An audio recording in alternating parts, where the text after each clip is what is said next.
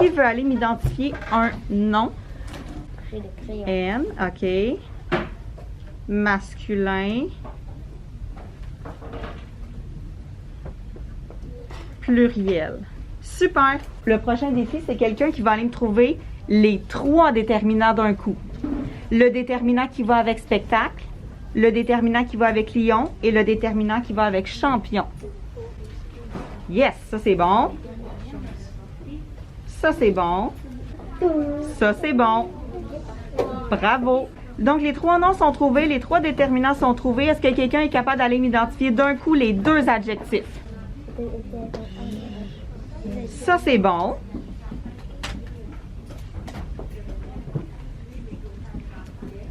Ça c'est bon. Quelqu'un qui va aller relier tout ça. Ça c'est bon.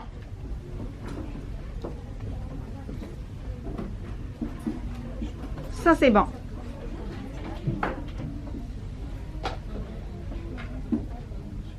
Ça c'est bon. Hey, une vraie championne. Parce que tu es vraiment partie du nom. Pourquoi il faut partir du nom quand on fait nos arcs? Pourquoi là, champion, c'est lui qui se relie avec vrai puis avec de? Pourquoi lion, c'est lui qui se relie avec des et avec féroce? Pourquoi on part du nom? Parce que c'est lui le chef. Ouais, mais c'est quoi? Oui, t'as raison, c'est lui le chef, c'est lui qui décide, mais c'est quoi le vrai mot? Ah, ok. Ouais. C'est lui le noyau. Le noyau du groupe du nom. On a combien de groupes du nom au tableau en ce moment? Combien d'équipes qui s'appellent les groupes du nom? Il y en a combien? Il y en a 3.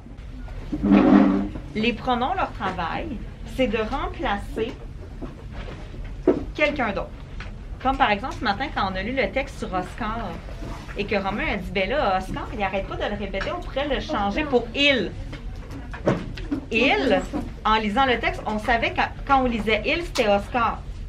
En 4e année, ce qu'on veut rajouter par rapport aux pronoms, c'est qu'il n'y a pas juste les pronoms de conjugaison qui existent. Il n'y a pas juste je, tu, il, elle, on, nous, vous, il, elle. Ouais. Il y en a d'autres. Comme ce matin, on a vu le se, S-E, dans il se lave les cheveux. Se, c'est qui? C'est lui-même. Ici, c'était comme des devinettes. Il fallait qu'on aille chercher qu'est-ce qui se cachait derrière les mots en couleur. Là, si on regarde ici, l'image peut nous aider en plus. On dit, papa et toi, déplacez l'armoire. Papa, il est là. Toi, tu t'imagines que tu es là. OK? Vous la mettez à gauche de la fenêtre. C'est qui vous? Oh, papa. C'est parce qu'on n'a pas voulu répéter la même information, sinon ça aurait été plate pour le lecteur. Donc, c'est qui est caché derrière le vous? Papa et moi. Papa et toi. OK? Vous la mettez à gauche de la fenêtre. C'est qui là que vous êtes en train de mettre à gauche de la fenêtre? C'est qui ce là-là? L'armoire. Sinon, si on n'avait pas utilisé les pronoms, aurait fallu dire papa et toi déplacez l'armoire. Papa et toi mettez l'armoire à gauche de la fenêtre. Papa et toi. Il aurait fallu encore répéter la même chose, puis ça devient plate pour le lecteur. Et là, tantôt, elle me dit, je comprends pas, Marie-Florence, pourquoi tu me dis que c'est des pronoms? Parce qu'il me semble que le mot « la », il me semble que j'apprends depuis plusieurs années que c'est un déterminant. C'est vrai, ouais. Ouais, j'en ai vraiment. Pourquoi ici, c'est pas... Où on place un déterminant d'habitude? Devant un nom. L'armoire, c'est un Là, en ce moment, le « la », est-ce qu'il est devant un nom? nom. Il est devant quoi? Un pronom. Qu'est-ce qui est placé juste après le « la »? C'est quoi sa classe de mots, ce mot-là? C'est un verbe. Et qu'est-ce qu'on place devant un verbe d'habitude, la gang? Un prénom. Un pronom. Là, tu viens d'apprendre que le même mot peut être dans 2 classes de mots différentes. Mais ça dépend, il est où dans la phrase. J'ai vraiment pas filmé beaucoup depuis le début de la semaine. On dirait que ces temps-ci, j'oublie. Je suis vraiment désolée. Mais avant de partir pour la maison, parce que mes élèves sont en musique, je vais vous parler de la dernière petite trace en communication orale que je fais avec eux cette semaine, là, parce que le bulletin comme vous le savez, a été reporté. Donc, on a du temps supplémentaire, fait que j'en ai profité pour faire des dernières petites observations. J'ai fait une petite grille comme ça, vraiment simple, dans le genre des grilles qu'on utilise déjà en communiqué. Puis, dans le fond, je voulais évaluer la réaction des élèves. Donc, est-ce qu'ils ont une gestuelle? Est-ce qu'ils ont le contact visuel avec l'interlocuteur? Est-ce qu'ils ont des expressions faciales? Est-ce qu'ils réagissent à la personne devant eux? Évidemment, le volume. Au deuxième cycle, on évalue le volume. Est-ce que c'est trop fort? Est-ce que c'est trop faible? Est-ce que c'est variable? C'est ce que l'élève, quand il est moins confiant en lui, baisse le son pour qu'on l'entende moins. Ça, c'est quelque chose que je peux évaluer au quotidien parce que même sans avoir l'enfant devant moi, je le sais qu'il parle pas assez fort, qu'il parle trop fort en contexte de classe. Et la dernière chose que j'observe, c'est la suffisance des idées. Donc, est-ce qu'il donne beaucoup d'infos, peu d'infos? Est-ce qu'il a besoin d'aide? Est-ce que j'ai besoin de lui soutirer des informations? Ou est-ce qu'il va complètement hors sujet? Puis ce que j'ai fait, dans le fond, c'est que cette semaine, je les fait venir un par un à mon bureau. C'est vraiment pas long.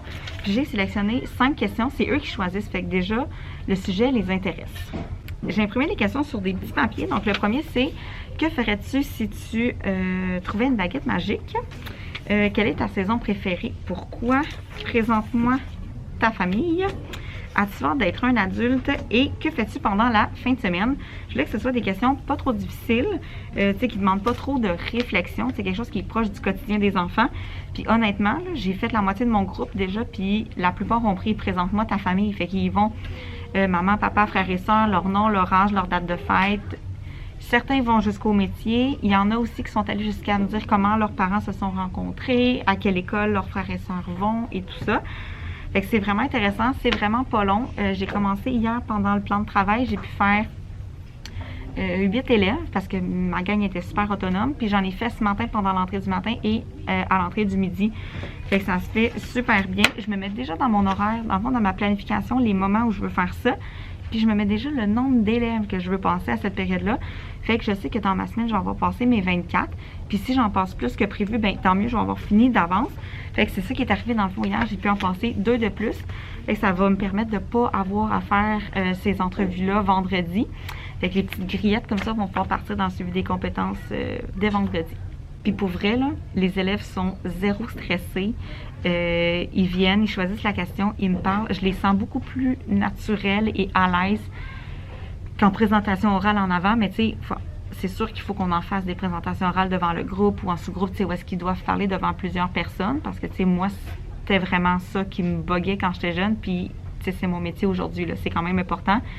Mais je pense que c'est important d'observer les élèves dans différents contextes. Fait que oui, en présentation orale devant le groupe, en sous-groupe, en entrevue 1 à 1 et en contexte de classe aussi, les élèves vous parlent toute la journée. Ils viennent vous voir quand vous surveillez, ils viennent vous voir le matin, ils interagissent avec vous quand vous enseignez. Fait que de prendre des observations à tout moment, c'est super important. Tantôt, au retour du dîner, on a vécu un super beau moment en classe. Dans le fond, on a commencé à travailler les religions dernièrement, là, depuis le retour en janvier. Puis on observe les lieux de culte, puis ça nous amène à se questionner sur plein d'autres choses en lien avec les religions. Fait qu'il y a peut-être, pas la semaine passée, l'autre semaine, on a vu les mosquées pour l'islam. Et ça a engendré plein de questions, puis heureusement, j'ai plein d'élèves dans la classe dont c'est la religion. Donc, ils nous ont emmené des tapis de prière, ils nous ont emmené le Coran. J'ai une élève aussi qui m'a emmené la Bible et tout pour le christianisme. Puis aujourd'hui, j'ai un élève qui a accepté de nous montrer comment il fait la prière avec le tapis. Donc, on est allé dans le corridor, on s'est assis en rond. Il nous a même dit, tu sais, vous devez vous tenser, vous ne devez pas être devant mon tapis parce que sinon la prière ne fonctionnera pas. Puis après ça, les élèves avaient des questions à lui poser, qui a répondu. Puis tout au long de la prière, les élèves étaient en silence total. Ils le regardaient, ils l'écoutaient. Même moi, ça m'a apaisé, là, tu sais, ça m'a calmé. Puis, tu sais, je leur ai tout donné un point dans la classe dojo. Après ça, j'ai ouvert la compétence respect des autres parce qu'il y a vraiment personne qui a ri, personne qui a fait de commentaires. Tout le monde est resté en silence et respectueux tout au long. Fait que je suis vraiment contente d'avoir un groupe cette année qui me permet de vivre des choses comme ça, qui sont super ouverts, qui posent des questions. Puis, tu sais, même quand les élèves ont montré leur tapis de prière, les élèves étaient comme, c'est vraiment beau, c'est un bel objet. Puis, j'ai une élève qui était comme, c'est vraiment une belle religion, tu sais. Tellement d'ouverture, c'est vraiment, vraiment plaisant. Puis, tu sais, j'ai fait aussi le parallèle avec moi quand j'avais leur âge. Tu sais, moi, quand j'étais au primaire, c'était encore catéchèse et morale. Fait que moi, j'ai fait que de la religion chrétienne tout au long de mon primaire, puis il y avait des élèves qui sortaient pour aller faire la morale, qui est aujourd'hui notre partie en éthique. Fait qu'on a discuté de, ben, tu sais, pourquoi c'est plus comme ça, puis pourquoi c'est bien que ça soit comme aujourd'hui pour l'ouverture vers les autres et tout ça. Fait que vraiment contente d'avoir un groupe aussi ouvert et curieux des réalités des autres. On va aller écrire au-dessus de notre tableau de numération la phrase mathématique que je veux que tu fasses.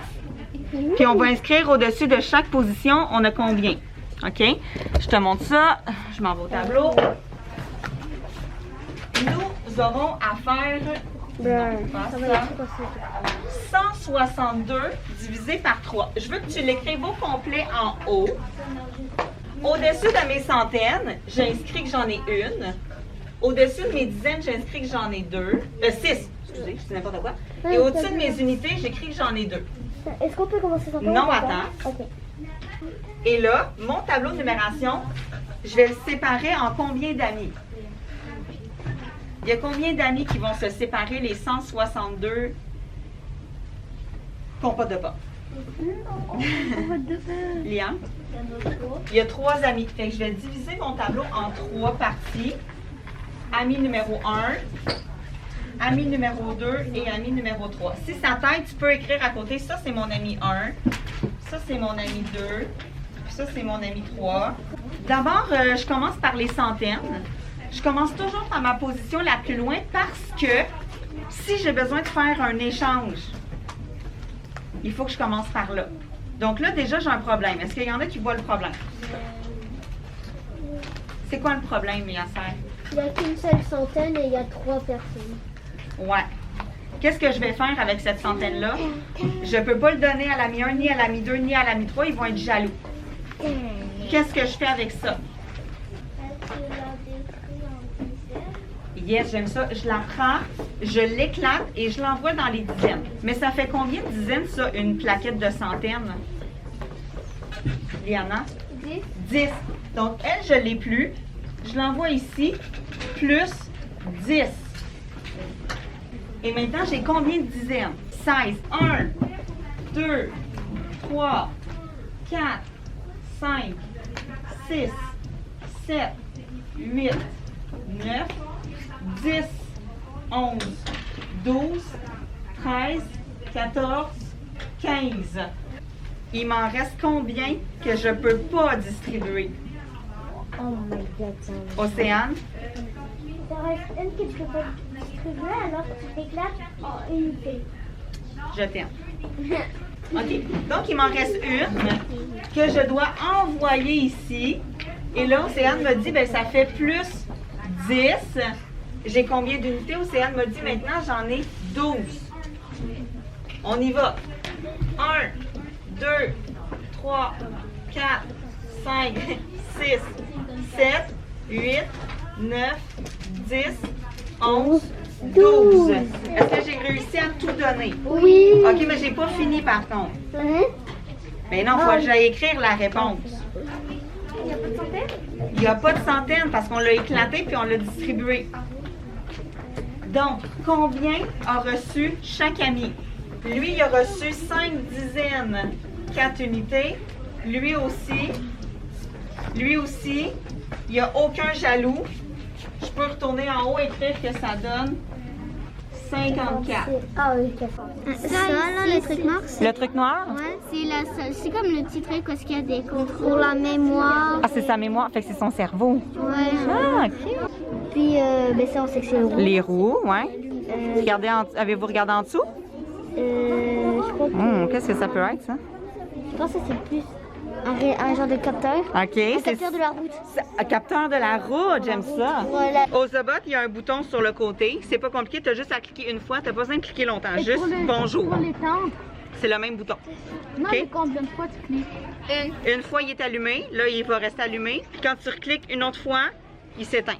Ah, ok. Si je le mets sur la ligne noire, Il est lent, dis donc. mais il y a des moyens de le faire aller plus vite. Mais on verra pas ça aujourd'hui, là. Là, tu vas voir, il va arriver à la fin. Et vu que le chemin est fini, il va arrêter. Ben, il s'éteindra pas, mais il va arrêter. Il peut pas se virer de bord? Non, mais on pourrait lui...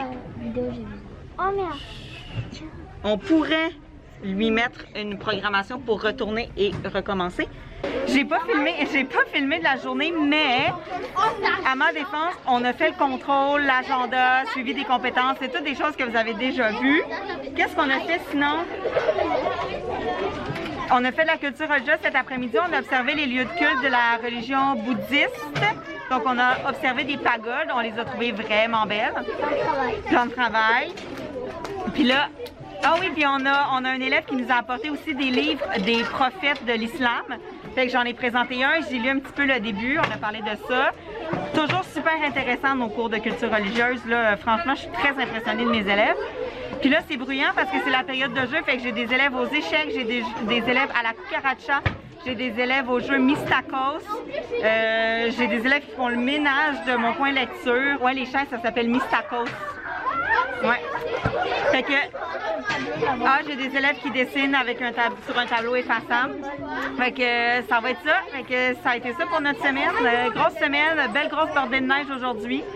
Fait que j'espère que vous avez aimé le vlog. Puis on se voit la semaine prochaine, on a combien de jours d'école? 3. Et en plus de ça, que la semaine dernière, on a le carnaval. Ouais, non, le 9. On a 3 jours d'école, puis là-dedans, on a un avant-midi de carnaval. Fait que ça va être vraiment cool. On va aller faire la raquette. Puis la semaine d'après, on va aller faire de la raquette. On est full chanceux. Fait que je vous souhaite une belle fin de semaine, mais au moment où vous allez voir le vlog, on va être déjà dimanche matin. Mais bon, tu veux te montrer? Ah oui, c'est vrai. T'as le droit? Oui. Combien de jours d'école la semaine prochaine? 3. Tu veux te souvenir? Non, je veux pas ça alors. Qu'est-ce que tu regardes? C'est le plan de la classe, c'est vos places. Ok, vous regardez le plan de la classe. Ok, bye!